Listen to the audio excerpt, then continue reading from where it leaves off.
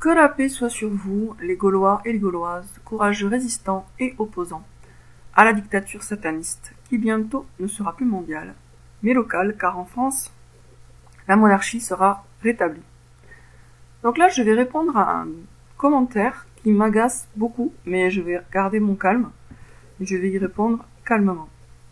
Tu es une fille à bad boy. Vouloir faire d'un bad boy le futur Mahdi dont tu deviendrais l'épouse est vraiment diffamant. Dieu aime les gens qui cherchent, même s'ils ne trouvent pas, mais je ne suis pas sûre qu'il pardonne la calomnie.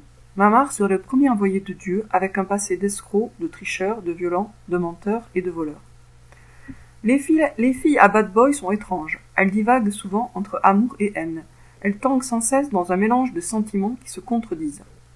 Les filles à bad boy rêvent que leur bad boy devienne meilleur, mais en même temps, elles aiment leur côté méchant. Les filles à bad boy sont difficiles à réveiller, elles sont comme envoûtées. Donc là, il dit que je diffame. Mais pour lui, je suis pas en train de diffamer Mamar. Je diffamerai Dieu. Je dirai du mal de Dieu. Donc je relis le début. Vouloir faire d'un bad boy le futur Mahdi dont tu deviendrais l'épouse est vraiment diffamant. Dieu aime les gens qui cherchent même s'ils ne trouvent pas, mais je ne suis pas sûre qu'il pardonne la calomnie. Mamar serait le premier envoyé de Dieu avec un passé d'escroc, de tricheur, de violent, de menteur et de voleur. Bon, déjà, Dieu innove. Dieu est le créateur. Donc, bien sûr qu'il innove. Bien sûr que ce qu'il fait, c'est pas une pure et simple répétition de ce qui a été fait avant. Quand le prophète Mohammed est arrivé, c'était une innovation qui est envoyée parmi les Arabes. Et ça a dérangé, perturbé fortement les Juifs. Ils s'y attendaient pas. Le prophète n'avait pas le profil. Et donc, ils l'ont refusé. Alors après, je suis bien d'accord, je suis bien sûr qu'un envoyé de Dieu, c'est un être qui a une moralité exemplaire. C'est pour ça que moi, je nie absolument pas que Mamar est le Mahdi. Je dis qu'il le sera au futur. Ensuite, cet internaute me traite de fille à bad boy. Bon, il y a pire comme insulte, c'est pas une insulte, c'est une étiquette, on va dire. Si j'étais une fille à bad boy, j'aurais eu des bad boys dans ma vie. Je n'ai pas eu de bad boy dans ma vie. Mon ex-mari est un homme très très bien, très très réglo, très très droit. Me coller cette étiquette, c'est essayer de faire rentrer dans une catégorie commode, un tiroir, ce qui est d'un autre ordre et qui est spécifique et qui est particulier. La relation qu'il y a entre Mamar et moi, elle est particulière. Alors ensuite, elle divague souvent entre amour et haine. Oui, forcément, j'ai des oscillations entre l'amour et la haine vis-à-vis de Mamar, mais pour une raison bien simple, c'est que lui-même oscille entre l'amour et la haine, bien avant moi. Parce que moi, au départ, je l'aimais d'un amour sentimental et tendre, où il n'y avait que de la tendresse et de l'amour. Et puis lui, il m'a traité tellement mal que forcément, il y a un moment, à force de prendre des coups, on a envie de les rendre. C'est normal. Donc, lui, il a l'air de considérer que c'est une espèce de profil psychologique. Quand on aime quelqu'un qui nous traite très mal, ouais, forcément, les sentiments deviennent ambivalents avec le temps. Mais les miens sont beaucoup moins ambivalents que les siens, Mamar, parce que Mamar, pour le coup, il n'y a pas de logique dans sa haine. C'est-à-dire qu'il a dès le départ, il a été dans une méfiance, une agressivité, etc. Enfin, un mélange qui s'est jamais stabilisé. Les filles à bad boy ne cherchent pas à faire de leur bad boy un Mahdi. Ça, citez-moi quelqu'un qui cherche à transformer son bad boy en Mahdi, carrément. Non, il y a personne. En plus, dire que moi je veux le changer en Mahdi, ça n'a pas de sens. Soit il le sera, soit il le sera pas. Moi, j'ai pas le pouvoir de le transformer en ce qu'il n'est pas. Vouloir faire d'un bad boy le futur Mahdi dont tu deviendrais l'épouse est vraiment diffamant. Mais soit il l'est, soit il l'est pas. Soit je me trompe. Soit j'ai raison et ça se verra. Mais en aucun cas, je n'ai le pouvoir de le transformer. C'est pas moi qui va le transformer. C'est Dieu qui va le transformer. Qui peut transformer quelqu'un? C'est Dieu.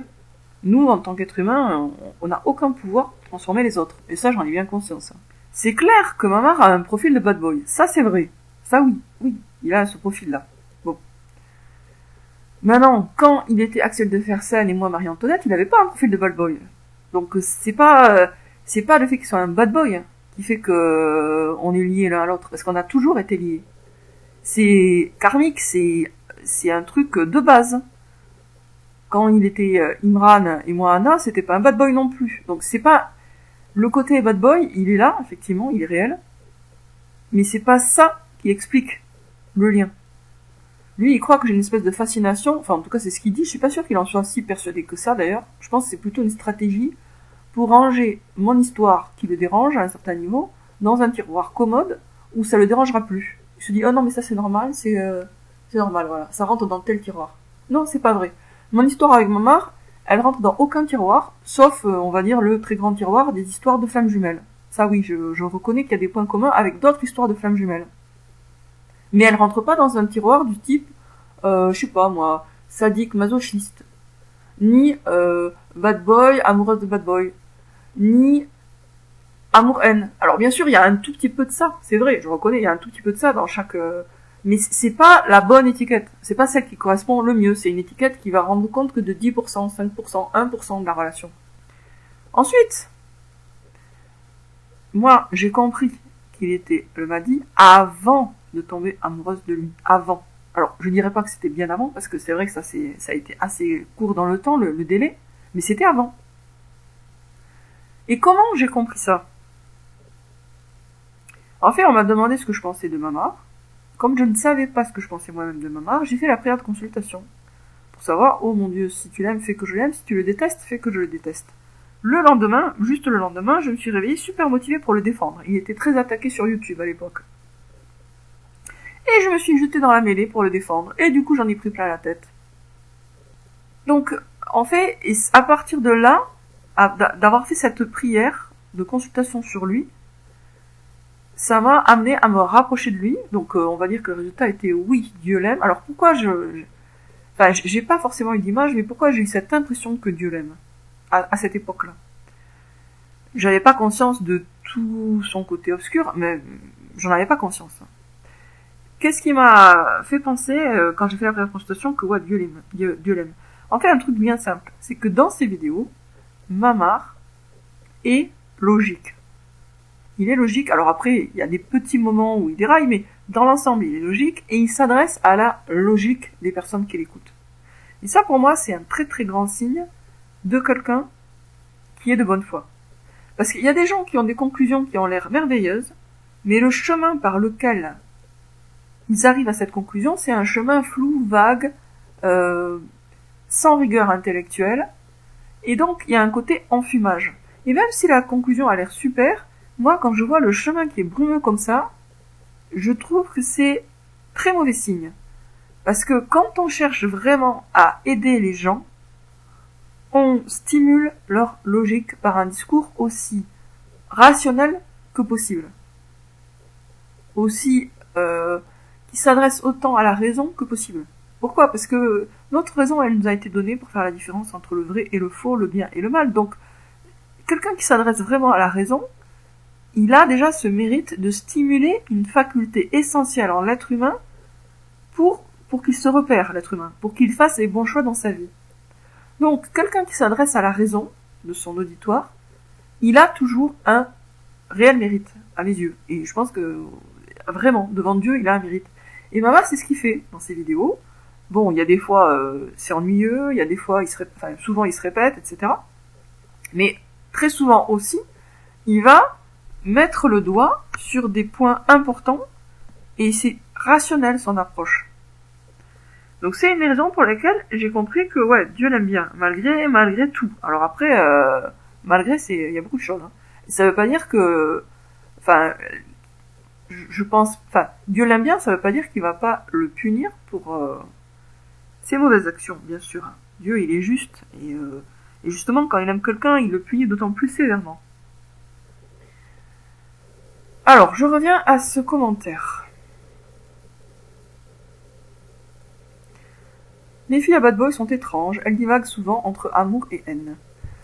Bon, ça c'est un discours de quelqu'un qui ne sait pas ce que c'est que d'avoir un sentiment très très fort pour quelqu'un qui a un comportement très très mauvais. Voilà. C'est bien sûr que ça va induire des sentiments ambivalents. Ces sentiments, je ne les cache pas. Je les cachais avant, mais je ne les cache plus. Donc, si j'en parle ouvertement, c'est justement pour que chacun puisse se faire sa propre opinion et faire la part des choses.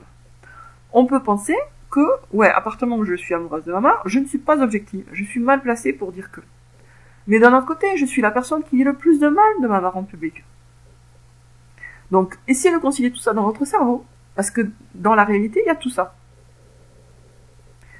Lui dit, en gros, je divague entre amour et haine. Mais je divague pas, on peut trouver mon discours paradoxal, contradictoire, mais c'est quoi la ligne directrice? Je vais vous dire c'est quoi la ligne directrice.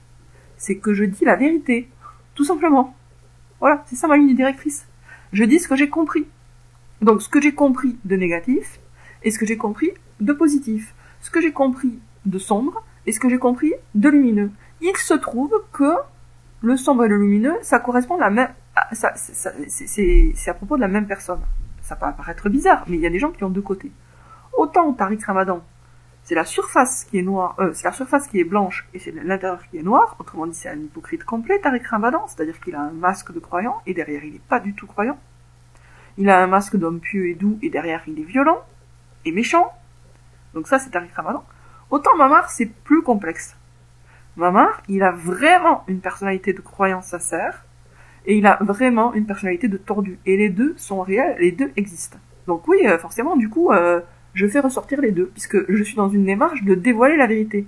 Donc je vais pas, si je suis dans la démarche de dévoiler la vérité, je vais pas censurer la moitié de la vérité en me disant non, les gens vont pas comprendre.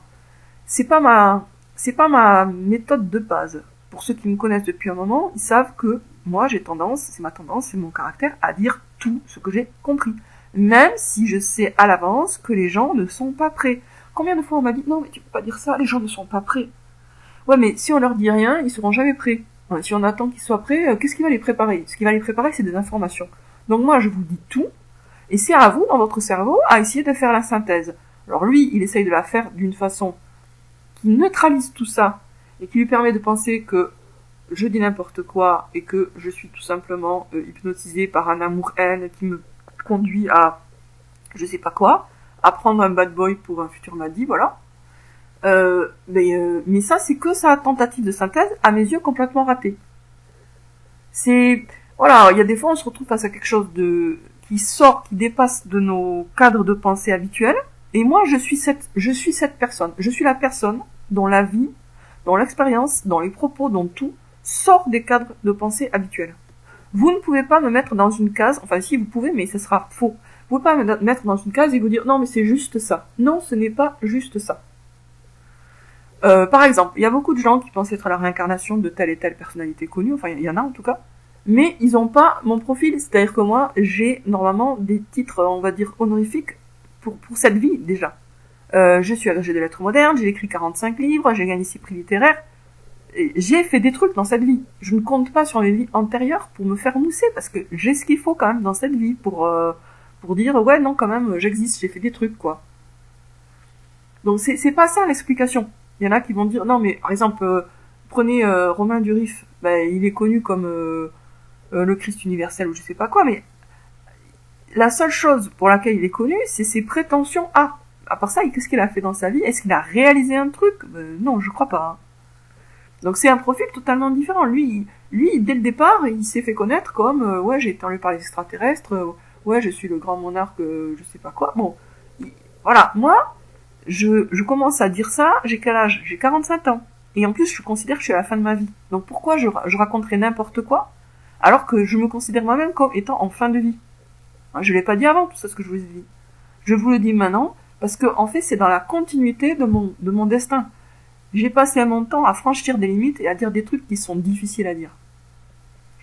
La Terre plate, c'était difficile d'en parler. J'en ai pris plein la tête sur Facebook. Vous pouvez pas imaginer le déluge d'insultes, de moqueries que j'ai supporté. Mais j'ai supporté pourquoi je me suis dit, je défends la vérité, je dis la vérité. Peu importe les conséquences, je gagne des hasanats. Tariq Ramadan, j'ai eu tous les ramadanistes sur le rab. Ça a été super chiant aussi. Et les insultes et les calomnies étaient amoureuses de Tariq Ramadan. À l'époque, j'étais censée être amoureuse de Tariq Ramadan, dont j'ai strictement rien à foutre, que je n'ai jamais rencontré, sauf juste une fois de loin, là, au salon du Bourget. Et voilà, donc j'étais jalouse de Tariq Ramadan, j'avais une aventure avec Tariq Ramadan.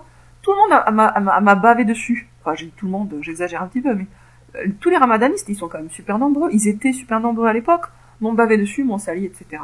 Je les supportais parce que je voulais faire connaître la vérité sur Tariq Ramadan, que j'avais compris et que personne d'autre n'avait compris. Et pour l'instant, tout le monde, personne n'a à part moi, il y a personne qui répète ce que je dis, et pourtant c'est vrai que Tariq Ramadan a participé à des messes noires. Donc c'était dur aussi. Et là, ce sujet-là de Mamar et de moi, de mes vies antérieures, de ses vies antérieures, c'est le plus dur de tous les sujets à aborder.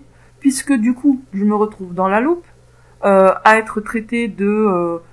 ça a commencé par Erotoman, ça c'était les sbires de Mamar, que Mamar m'avait envoyé pour me disqualifier, me discréditer, parce que voilà, il voulait protéger son image, et que son image est plus importante que tout à ses yeux, son image d'islamiste. Donc ça a été super dur. Et maintenant, me faire traiter de fille à bad boy, ou de sorcière, etc. Je n'aime pas ça. Ne croyez pas que ça me fasse plaisir. Ça me fait pas plus plaisir que quand j'étais Marie-Antoinette de me faire décapiter, franchement. Ou d'être sur le bûcher pour Jeanne d'Arc. Enfin, oui, c'était quand même un peu pire, la mort. Mais, c'est pas marrant. Je ne le fais pas parce que j'y trouve un goût particulier. Je le fais parce que je suis poussée par tous les choix antérieurs que j'ai faits qui étaient des choix de vérité, de dire des vérités qui dérangent. Et donc, je continue. Je vais pas vous dire Mamar sera le Mahdi tout en vous cachant tout son côté obscur, ça serait pas honnête. Ça serait de la manipulation. Mais si je vous dis tout son côté obscur sans vous dire que moi je suis absolument sûre que c'est le Mahdi et que j'ai des signes, et je ne les ai pas encore beaucoup exposés d'ailleurs, ces signes-là, il y en a plusieurs, ça serait pas honnête non plus. Et puis en plus, ça ne préparerait pas à la suite. Moi, ce que je cherche à faire, c'est préparer la suite. Préparer le jour qui pour moi est certain, où Mamar, où il y aura suffisamment de gens qui ont conscience que Mamar, on va dire, peut-être pas est le Mahdi, mais peut devenir le Mahdi, et donc sont attentifs aux signes que moi j'annonce. Alors je les répète, les signes, c'est ma mort, le mariage de Mamar avec une fille asiatique, au physique asiatique, ayant un grain de beauté sur la main et qui dit qu'elle est moi. Voilà, c'est ça les signes. C'est super précis.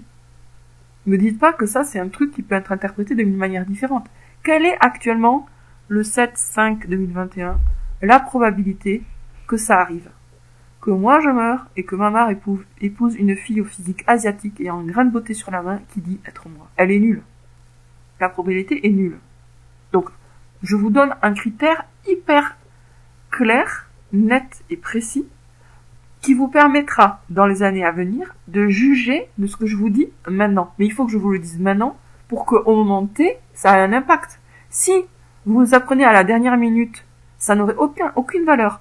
Ça a de la valeur si je vous préviens à l'avance. Parce que si je vous préviens à l'avance de mon vivant, ça ne peut pas être un coup monté, vous voyez. Ça peut pas être un truc, une réécriture du passé, du genre, ah oui, mais Lucia Canovi, avant sa mort, a dit ceci, cela, donc blablabla. Donc là, si je vous le dis maintenant, et que ça arrive, vous serez sûr de vous, vous serez certain. Vous vous direz, ah ben en fait, elle s'est pas trompée. Ah ben en fait, c'est vrai. Donc, et là, vous vous direz, donc, Mamar et cette fille asiatique, qui est moi du coup, c'est le Mahdi. Ce couple, c'est le Mahdi. Mais il faut que je vous le dise maintenant. Forcément, il faut que je vous le dise maintenant. Et ça doit pas être dit à la dernière seconde. Pour que ça ait le temps de mûrir, pour que vous commenciez à vous poser plus de questions, que vous soyez attentif à des signes, etc., que vous-même vous assemblez un peu les pièces du puzzle, et que vous commenciez, non pas à y croire, moi je comprends très très bien que vous n'ayez pas envie d'y croire pour l'instant, vous n'avez pas suffisamment d'éléments, c'est tout à fait normal, mais que vous envisagiez cette possibilité. C'est tout en fait. Moi je demande pas plus parce que raisonnablement je peux pas demander plus que ça. Ce serait pas raisonnable, ce serait pas respectueux de votre intelligence de vous demander plus que d'envisager la possibilité. Moi tout ce que je vous demande c'est d'envisager la possibilité. Et vraiment de garder en mémoire pour le futur, les années à venir, ce que je vous ai dit par rapport à ces deux signes. Ma mort, le mariage de Mamar avec une fille asiatique ayant un grain de beauté sur la main. Et alors quand cet internaute me dit vouloir faire d'un bad boy le futur Mahdi dont tu deviendrais l'épouse, on dirait que je vais forcer quelqu'un à faire quelque chose. Je vais forcer personne à faire qui que ce soit, vous êtes bien d'accord? Je suis pas déjà, je vois pas comment j'aurais le pouvoir de forcer ma mère à épouser une fille asiatique avec un grain de beauté sur la main. J'ai pas ce pouvoir, on est d'accord. Surtout si je suis morte, à ce moment-là. Donc moi, je suis pas en train de chercher à manipuler qui que ce soit, là. Je vous annonce quelque chose. Si ça se réalise pas, ben, vous pourrez considérer que tout ce que j'ai dit, c'est faux. Et si ça se réalise, eh ben, vous pourrez considérer que ce que j'ai dit, c'est vrai. Ce que j'ai dit maintenant. Voilà, je sais pas si je suis convaincante ou pas. Moi, j'ai fait de mon mieux. Après, vous en faites ce que vous voulez. C'est tout à fait normal. Et je suis tout à fait d'accord que ce que je vous dis est choquant, bizarre. Ça casse un peu tous les cadres, quoi. D'ailleurs, je vous signale que quand je dis que je suis Fatima, ça cadre aussi tous les cadres. Parce que Fatima, elle est pas censée être amoureuse de Omar. Hein. C'était quand même l'ennemi de Ali et Fatima.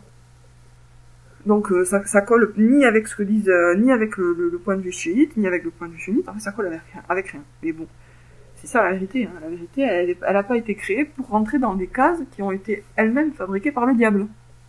C'est pour ça que la vérité, quand elle arrive, elle démolit beaucoup de constructions artificielles.